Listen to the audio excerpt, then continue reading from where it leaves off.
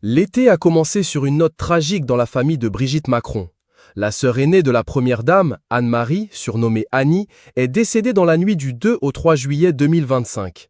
Elle était âgée de 92 ans. Un autre drame a frappé le clan Trogneux en ce début de saison estivale. Le samedi 19 juillet, l'épouse d'Emmanuel Macron a été informée de la mort de sa nièce, Christine Aquin.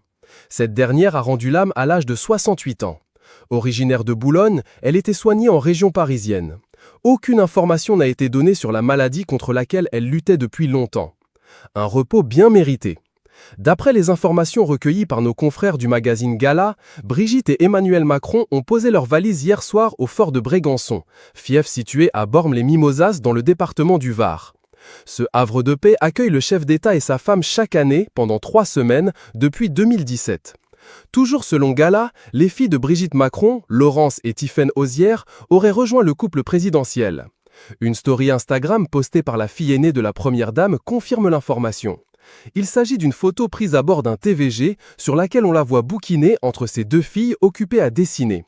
Quand tu voyages avec #Lilo & Stitch, écrit-elle en référence au peignoir de l'un de ses enfants que l'on aperçoit à droite de la photo. Une grande réunion familiale se profile au fort de Brégançon en août. S'il n'a pas d'agenda rigide lors de ses séjours au fort de Brégançon, Emmanuel Macron ne déroge pas moins à certaines petites habitudes.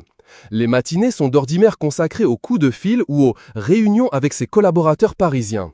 Apprend-on dans un livre du journaliste de Paris Match, Pierrick Jay, L'Élysée à la plage, paru aux éditions du Rocher en 2021.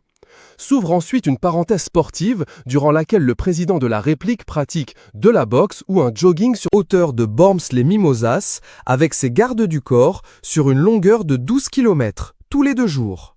Après la pause déjeuner, les affaires l'occupent généralement jusqu'aux alentours de 17 h.